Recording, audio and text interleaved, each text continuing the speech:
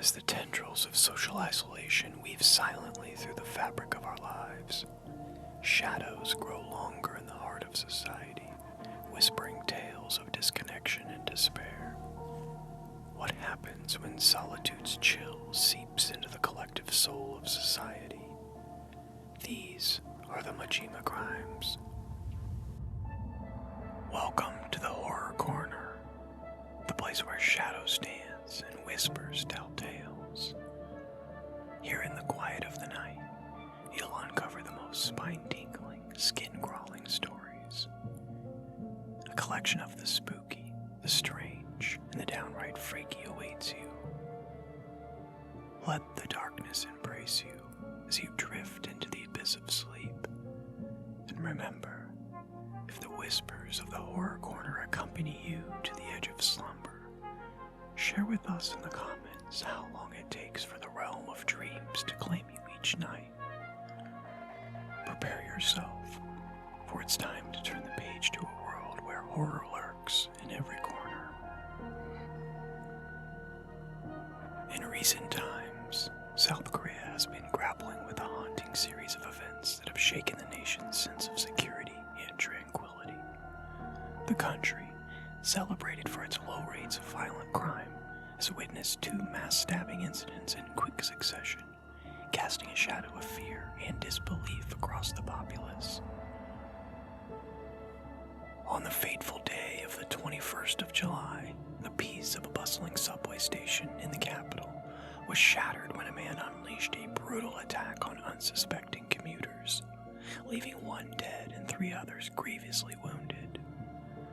The assailant, a figure burdened by his own miserable existence, confessed to the authorities his grim desire to spread his personal anguish to others. This chilling incident marked the onset of a disturbing trend, unsettling the collective psyche of the nation.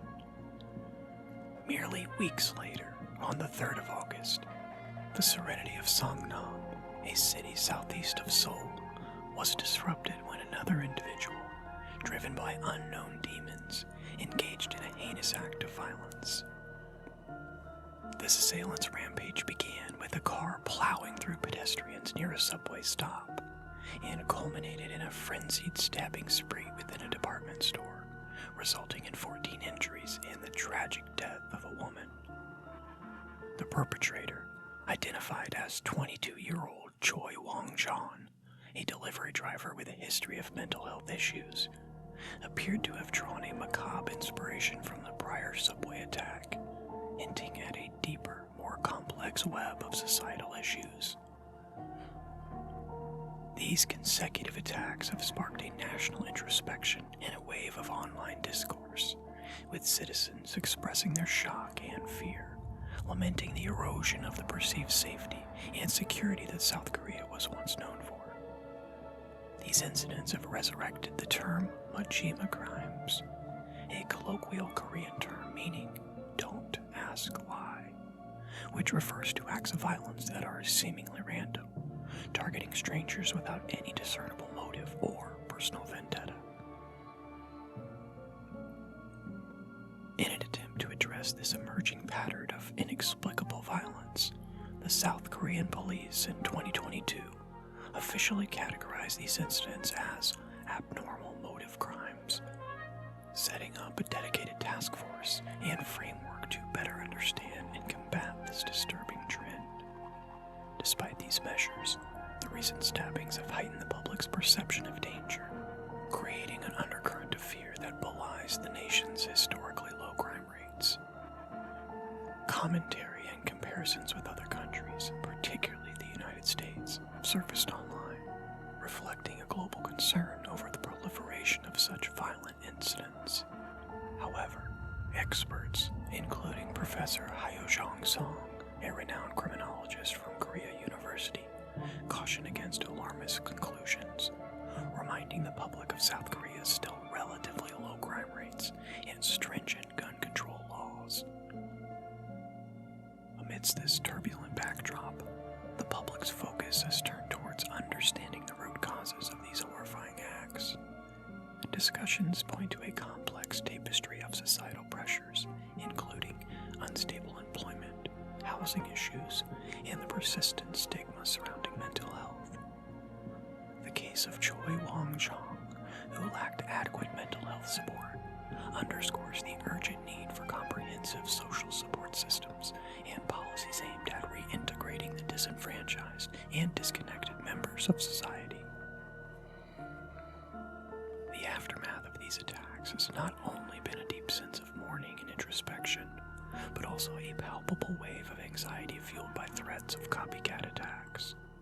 Social media platforms have become arenas where specific threats detailing timings, locations, and even the gender of intended victims have been disseminated, sending ripples of panic throughout communities.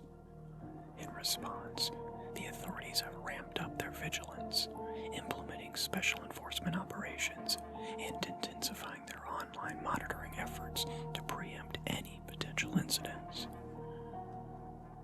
As the nation collectively navigates through this period of uncertainty and grief, the resolve to understand and address the underlying issues has never been stronger.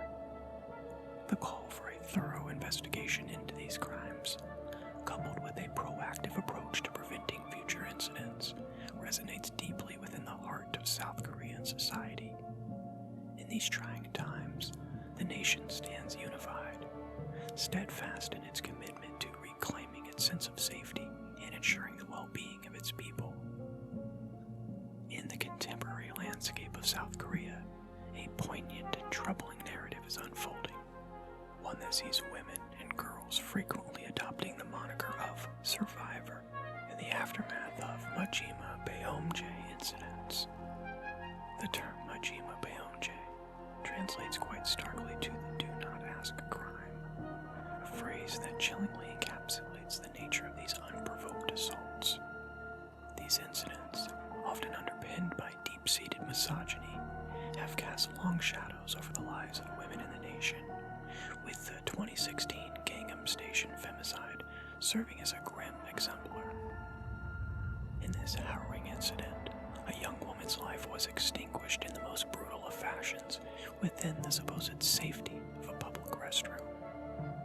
The perpetrator's confession, where he cited his motive as women's indifference towards him, ignited a social media firestorm, sparkling the #survived movement among students and catalyzing a broader discourse on the discriminative attitudes that women are forced to navigate daily.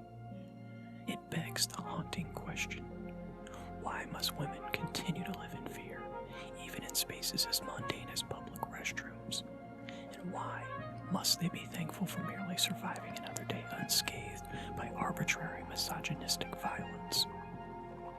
The 2022 presidential election in South Korea cast a glaring spotlight on the societal schism surrounding gender issues. The election saw conservative candidate Yoon Suk-yeol ascend to the power on promises of dismantling the Ministry of Gender Equality and Family. Yoon, along with his adherents, contended that the rise of feminism has eroded men's rights, particularly spotlighting the disparities created by men's compulsory military service. They also blame feminism for the nation's declining demographics, accusing it of promoting career over family among women. With Yoon's victory, the specter of regression to a more Confucian, male-dominant society loomed large, threatening to erase the strides made towards gender equality and leaving women bereft of any governmental advocate in their corner. South Korea's journey through a profoundly gender-suppressive history, deeply rooted in Confucian ideology, has seen its traditional male supremacist norms evolve into contemporary anti-feminism, persisting as formidable barriers to women's progress.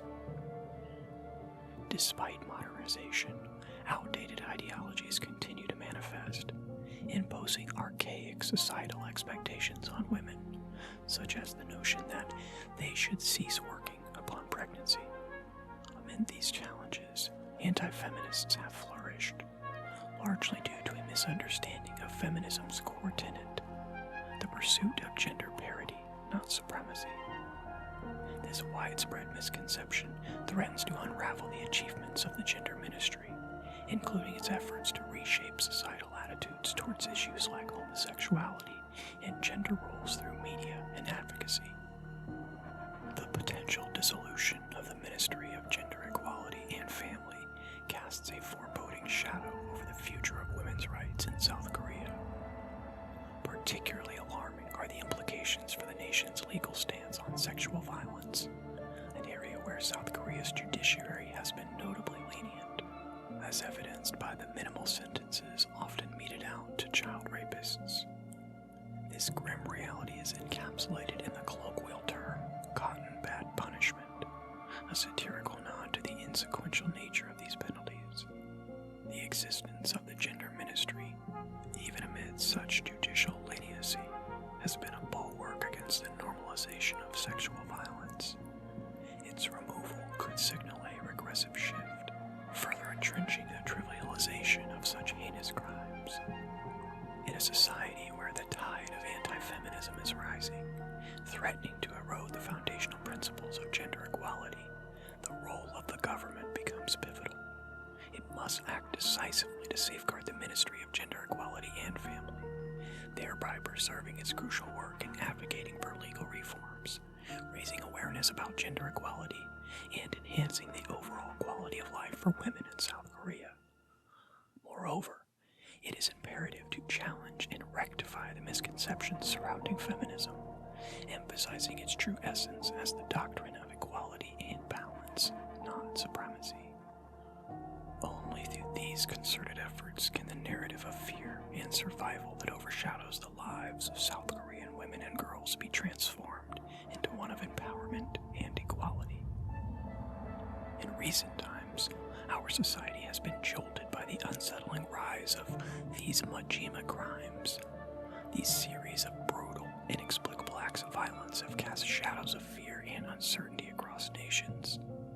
These horrifying acts have not only shattered the tranquility of daily life, but they have also sparked a profound and pressing debate. How should society address and manage individuals who perpetuate such heinous and seemingly motiveless atrocities? The discourse around implementing life sentences without the possibility of parole surged to the forefront, promoting a critical reassessment of South Korea's legal framework and igniting fervent discussions about the urgency of enacting these stringent penalties. Historically, according to data from Korea's correctional facilities, the release of over 100 life-term convicts prior to 2017 was not uncommon, a trend that notably escalated during President Moon Jae-in's tenure. These releases, often seen as lenient due to the lack of legislation explicitly barring parole for life-term inmates, have been met with growing public consternation, especially in the wake of the recent spate of Mudjima incidents. These crimes have catalyzed a widespread call for more rigorous punitive measures, with figures like Minister of Justice Han Dong-hoon championing the need for a legal mechanism that unequivocally ostracizes such offenders from society, particularly in cases where capital punishment is not deemed viable. The dialogue surrounding the implementation of life sentences without the prospect of parole is, however, layered and complex, marred by an array of significant concerns and contentions.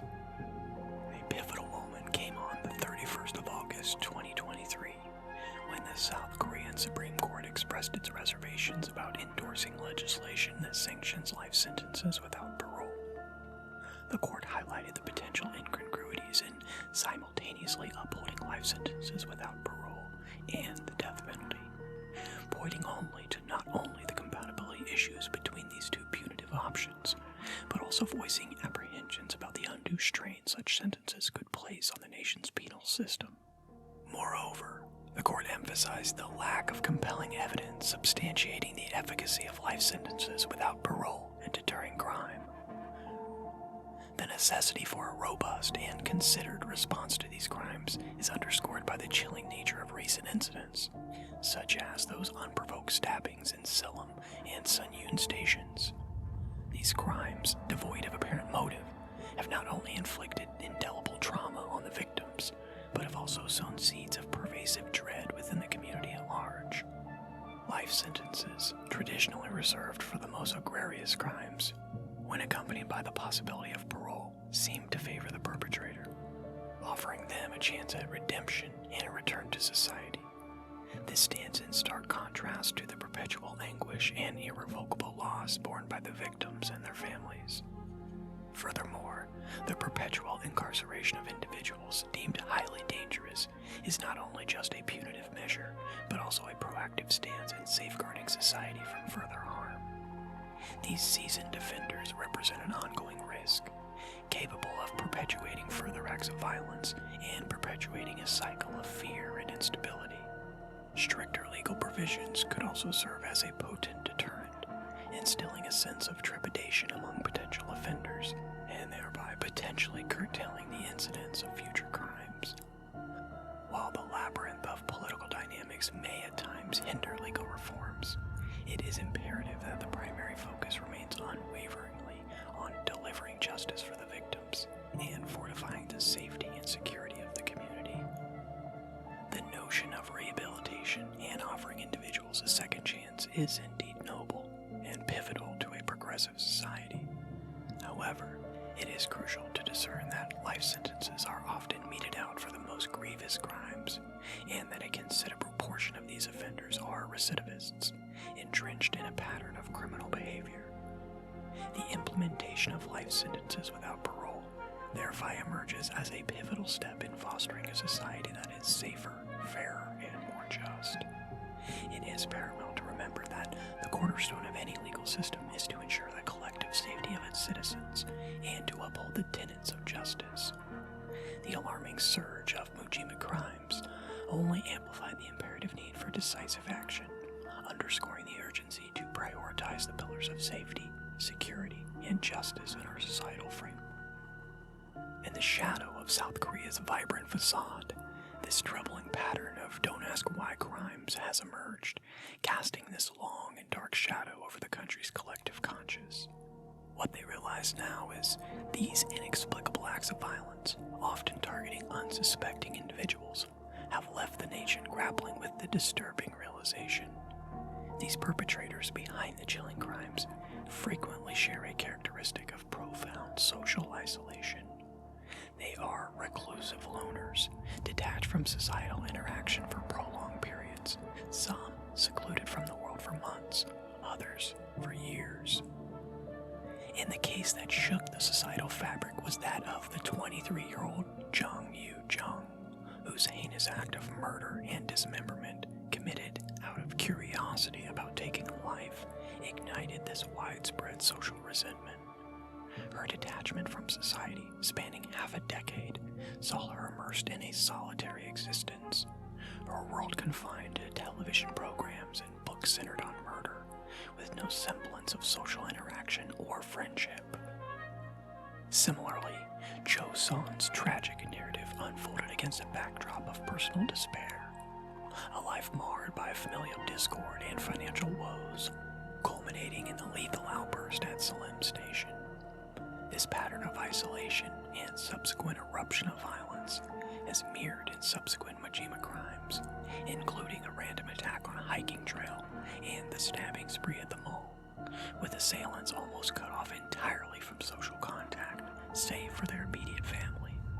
Experts like Oh Yoon-sung, a professor of police administration, have voiced concerns over the detrimental effects of such profound social isolation.